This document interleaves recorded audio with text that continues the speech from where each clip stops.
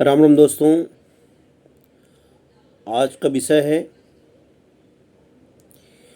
कि भैया लक्ष्मण ने क्यों लिया निर्णय बड़ा भाई बनने का अगले अवतार में। जो त्रेता युग में भगवान राम के समय छोटा भाई बनकर आए थे, वहीं भैया लक्ष्मण द्वापर में कृष्ण अवतार के समय जो है, भगवान कृष्ण के अवतार समय वह बड़े भाई बलराम के रूप में आए। ऐसा क्यों निर्णय लिया दोस्तों? ये आप जानते होंगे कि छोटा भाई, सेवक और दास का कर्तव्य बहुत कठिन होता है। अगर परमपिता परमेश्वर ने हमें छोटा भाई बनाकर भेजा है तो शायद पूर्व जन्म में मेरा कुछ कर्म रहा होगा। अगर परम ब्रह्म परमात्मा ने हमको धनवान बनाकर भेजा है तो जरूर इसका पूर्व जन्म में कर्म अच्छा रहा होगा। अगर परम ब्रह्म परमेश्वर भगवान परमपिता परमेश्वर परम ब्रह्म ने हमें गरीब बनाकर भेजा है तो शायद इसका कहीं न कहीं पूर्व जन्म का कर्म होगा। ये निश्चित दोस्तों,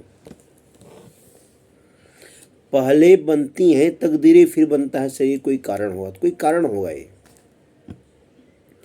तो दोस्तों, यहाँ पर प्रसंग आता है कि भगवान राम का वचन का पालन कोई करने के लिए तत्पर रहता था तो वह लक्ष्मण थे। वो उनका सेवा करना, उनका चरण दबाना, सोने के बाद जागना, यह सब कार्य भैया लक्ष्मण करते थे। जो है विपत्ति आने के पहले ताड़ जाना सोचना भैया लक्ष्मण करते थे।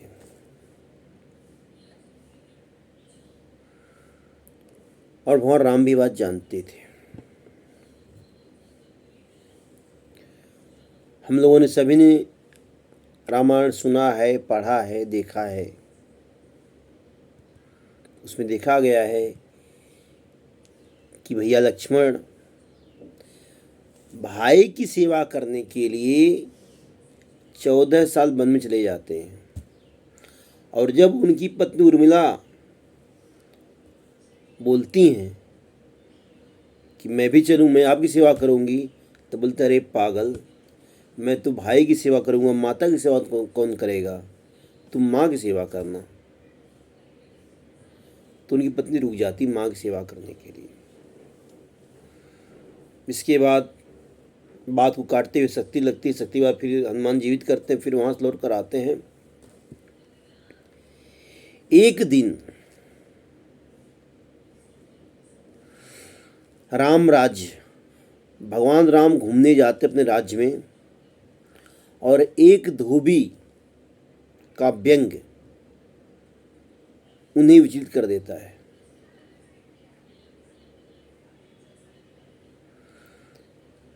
भगवान राम रूप बदल कर जाते हैं कि हमारी प्रजा कैसी सुखी है कि नहीं, क्या विचार कर रही है, क्या सोच रही है। तो एक धोबी की पत्नी बरसात के कारण रात को रुक गई थी कहीं पे, और सुबह आती है। और सुबह आते ही धोबी कहता है कि रात भर कहाँ थी। तो उसकी पत्नी बोलती कि मैं आ रही थी, इतनी तेज बारिश हुई कि मुझे जो है एक कुटी के नीचे रहना पड़ा, रुक गई मैं।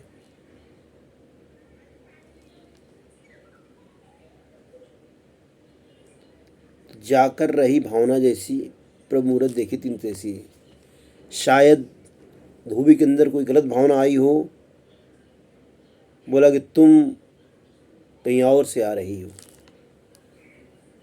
और उसने कहा तुम क्या सोचती हो कि मैं राम हूं?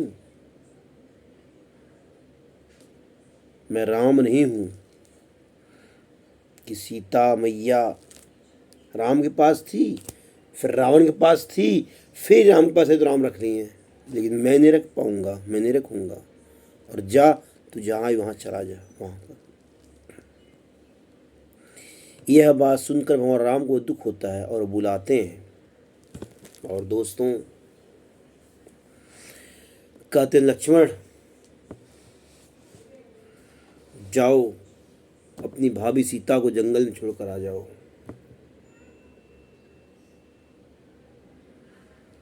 लक्ष्मण भैया कहते हैं कि भैया हमसे काम नहीं होगा, क्योंकि माता सीता इसमें पेट से हैं, उनके अंदर बच्चा है। इतना बड़ा पाप मैं करूँगा? मैं नहीं कर सकता। हाथ जोड़ देते हैं। वो लक्ष्मण, यह एक भाई का आदेश नहीं, एक राजा का आदेश है। और जाओ, छोड़कर इसी समय जाओ और छोड़कर आओ जंगल में।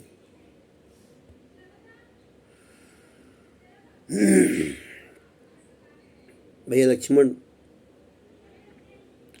राजा के आदेश पर लेकर चलते हैं और आंख में आंसू भर आता है। वो नहीं चाहते हैं कि सीता भाभी इस अवस्था में जंगल में जाएं। हर नारी चाहती है इस अवस्था में पति के साथ रहूं। भैया लक्ष्मण इस बात को समझते हैं, लेकिन राजा का राजाज्ञा था, राजा की आज्ञा थी, इसलिए न चाहकर भी उनकी आंख से आंसू बह रहे हैं और वो रथ चला रहे हैं और लेकर चले जा रहे हैं। और साथ ही साथ भैया लक्ष्मण की मजबूरी देखकर माँ सीता भी रोती हैं। दोनों माँ सीता कभी भी भगवान राम के ऊपर उंगली नहीं उठाती हैं और जानती हैं कि भगवान राम का ही आदेश है, प्रभु का ही आदेश है। जंगल में पहुंचते हैं और आंख से आंसू गिर रहा है, आंखों से आंसू गिर रहा है और गला भरा रही। तरने बाद इतना ही कह पाए थे, भाभी क्षमा कर, भैया का आदेश। और पूरा रोते जाते और माता सीता भी रोती हैं। वहीं पर मुनि का आश्रम रहता, चली जाती है वाल्मीकि जी का। और फिर वहां से आते हैं और लक्ष्मण भैया कुछ दिन बहुत दुखी होते हैं कि भैया ने ऐसा काम क्यों किया, उनको ऐसा नहीं कर रहे। एक दो बार बोलते भी हैं कि ऐसा आपको नहीं करना चाहिए था। कुछ दिन बीतता है दोस्तों। इसके बाद वह घड़ी आती है जब काल भगवान राम को स्वप्न देता है कि मैं आज आऊँगा, आपसे बात करूँगा। भगवान सुबह बुलाते हैं और बोलते हैं कि आज मेरे कक्ष के सामने तुम खड़े रहना और कोई भी आए उसे प्रवेश मत करने देना, कम से कम 1 घंटे के लिए।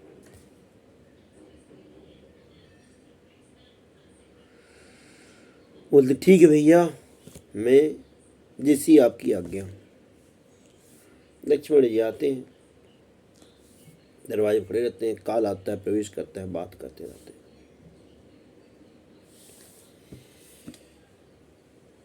कुछ पल बीतने के बाद दुर्वासा ऋषि वहां पर आते हैं और कहते हैं लक्ष्मण तुम्हारा भाई किधर, राम किधर?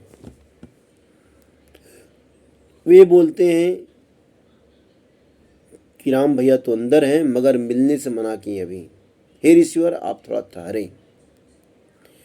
बोले राम को बोलो कि मिलना हमें बहुत जरूरी है।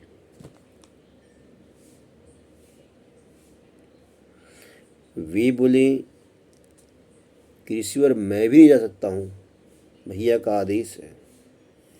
फिर बोलते हैं अरे पागल, ये तुम्हारे भाई की मृत्यु की बात है। तब लक्ष्मण डर जाते हैं।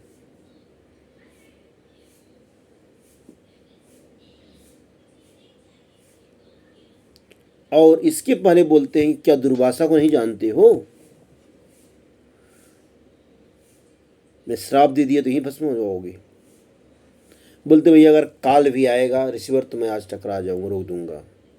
तब बोलते हैं तुम्हारे भाई की मृत्यु की बात है, तब भगवान लक्ष्मण डर जाते हैं और तुरंत जाते हैं भैया के पास। और जैसे ही जाते हैं भगवान राम देखते हैं कि लक्ष्मण ने पहली बार मेरी आज्ञा का पालन नहीं किया। इसके बाद दुर्वासा जी मिलते हैं। तब तक भगवान राम काल से बात कर चुके, काल चला जाता बात करके। इसके बाद भगवान राम का क्रोध दूना हो जाता है कि आज पहली बार मेरा भाई लक्ष्मण मेरी बात नहीं माना। जो भाई बचपन से हर पल उनकी लिए सोचता था, हर पल उनकी बात मानता था, उस सोते तो जागता था, वह भाई एक गलती हुई तो भगवान राम इतना गुस्सा, सभा बुलाते हैं और बोलते हैं कि छोटा भाई लक्ष्मण ने मेरी बात नहीं मानी, एक राजा की बात नहीं मानी, एक बड़े भाई की बात नहीं मानी, इसे कौन सा दंड दिया जाए।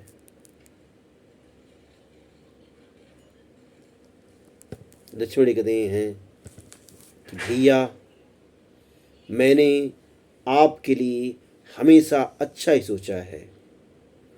अगर आप हमें दंड देना चाहते हैं तो आप हमें मृत्यु दंड दे दीजिए, क्योंकि दूसरा दंड मैं नहीं दे पाऊंगा, क्योंकि मैं आपके बगैर आज भी नहीं रह पाऊंगा, एक पल भी नहीं रह पाऊंगा। तब राम कहते हैं मृत्यु दंड वो तो आसान दंड होता है। आदमी के शरीर से प्राण निकल जाता है, बस शरीर को कष्ट होता है, निकलते समय कष्ट आता है, उसके बाद फिर शरीर निर्जीव बन जाती है, जला दी जाती है। ऐसा दंड दूंगा कि तुम हर पल अपने उस गलती के लिए सोचोगे जो है।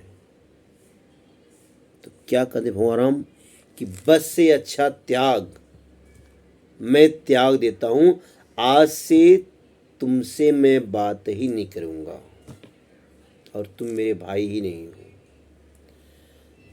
तब लक्ष्मण जी कहते हैं भैया यह तो आपने कठोर दंड दिया, मणि सांप के बगैर छोटा भाई लक्ष्मण राम को कैसे रह सकता है। इस दंड से अच्छा है मैं अपना प्राणांत कर दूं। और वहीं प्रार्थना करते हैं कि हे यमराज देव, हे यमराज मेरा प्राणांत करिए, मेरे प्राण को हर लीजिए, क्योंकि जब इस धरा पर, इस पृथ्वी पर मेरा भाई मुझसे बात नहीं करेगा तो मेरे जीवन जीने कोई मकसद ही नहीं है, मैं इस जीवन जीना नहीं चाहता हूँ। और लक्ष्मण वहाँ प्राणांत कर देते हैं और चले जाते हैं स्वर्गलोक। कुछ दिन बाद भगवान राम भी जाते हैं, शरीर त्याग कर सरयू नदी में समाधि लेकर चले जाते हैं। उनके साथ कुछ लोग जाते हैं, कुछ नहीं जाते। जब स्वर्ग में जाते हैं लक्ष्मण कहते हैं भैया छोटा भाई अगले जन्म में हमें छोटा भाई बनाना। बोलते हैं क्यों लक्ष्मण? बोलते हैं भैया छोटा भाई बनाने से बहुत कष्ट होता है, हम न चाहकर भी कुछ काम बड़े भाई का आदेश का पालन करना पड़ता है, इसलिए भैया छोटा भाई हम नहीं बनेंगे। बोलते हैं ठीक है, द्वापर में तुम बड़े भाई बन जाना बलराम के रूप में। तो यही दोस्तों बड़ा भाई बलराम लक्ष्मण का ही अवतार द्वापर में बड़ा भाई बनकर आते हैं, त्रेता में छोटा भाई और द्वापर में बड़ा भाई बनकर आते हैं। ठीक है दोस्तों, राम राम दोस्तों।